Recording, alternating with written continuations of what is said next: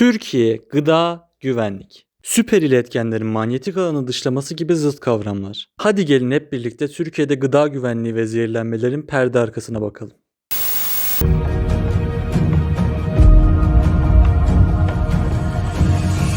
Gıdaların canlıların sağlığını tehdit edici biyolojik, fiziksel, kimyasal faktörlerden arındırılarak işlenmesi, hazırlanması, taşınması, depolanması ve son tüketiciye ulaştırılması esasına dayanan gıda güvenliği, tarladan sofraya yiyeceklerin besleyici ve yararlı niteliklerinin korunmasını gözeten bir anlayıştır. Bu bağlamda sağlıklı beslenmenin herkes için erişilebilir temel insani gereksinim çerçevesinde değerlendirilmesi, gıda güvenliği yaklaşımının temel bir talebidir. Tarım Bakanlığı'nın açıkladığı liste Türkiye'de gıda güvenliği sorunu bir kez daha tartışmaya açtı. Uzmanlara göre problem açıklanan listeden çok daha derin. Tarım politikaları ve bu alandaki kontrolsüzlük temel etken. Türkiye'de son günlerde gıda güvenliği ile ilgili tartışmalar gündemde. Bir yandan gıda fiyatları artarken diğer yandan güvenilir gıdaya ulaşmak zorlaşıyor. Endüstriyel üretimin her alanda tırmanışa geçtiği bir çağda kar amacının bu denli hegemonik hale gelmesi üretim süreçlerinde etik kaygının yok sayılmasına yol açmaktadır. 1980'lerden itibaren Türkiye'de tarım sektöründe neoliberal anlayış baskınlık kurmaya başlamış ve öncesinde sanayi ve tarımda devlet politikalarının altını çizen devletçi,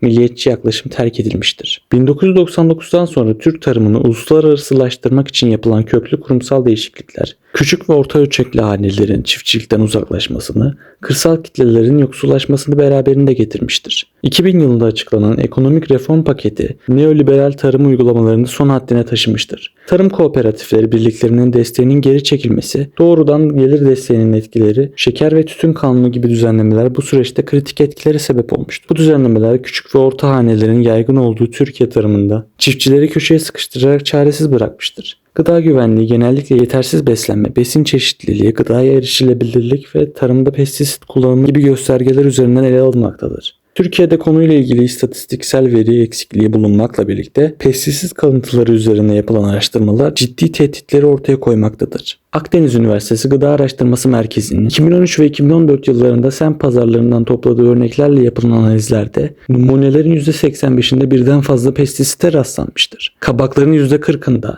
biberlerin %31'inde, çileklerin %10'unda, domateslerin %6'sında maksimum limitlerin üzerinde kalıntı bulunmuştur. Beslenme biçiminin belirleyici olduğu diyabet hastalığında 2014-2019 arasında ciddi artışlar gözlenmiştir. 15-24 yaş grubunda en sık görülen kanser tiplerinin hormonal denge bozuklukları ile ilişkili olması, gıda güvenliği ile sağlık sorunları arasındaki bağlantıyı hatırlatmaktadır. Tarım ve Orman Bakanlığı'nın yayımladığı taklit ve tahşiş listesi, piyasada satılan ürünlerdeki sorunları gözler önüne sermiştir. Balda taklit ve tahşiş, zeytinyağında tohum yağı, peynirde nişasta, et ürünlerinde tek tırnaklı eti, sakatat, baş eti, taşlık, deri gibi yabancı maddeler, kekikte bilinmeyen maddeler, çay ve salçada gıda boyası tespit edilmiştir. Uzmanlara göre bu sadece buzdağının görünen kısmıdır. Türkiye'de yıllar önce yasaklanan toksik maddelerin hala tarımda kullanıldığı, ihraç ürünlerinin yasaklı kimyasallar nedeniyle geri gönderildiği belirtilmektedir. Bitkiler tarafından üretilen toksik kimyasalların bal, çay veya polene karışabileceği, çocuk tüketiminde sınırlamalar getirilmesi gerektiği vurgulanmaktadır. Ancak bu konularda ciddi kontrol eksiklikleri olduğu belirtilmektedir. Türkiye'de gıda enflasyonu uzun süredir hane halkının bütçesini derinden etkilemektedir. Gıda fiyatları geçen yıl %72 ile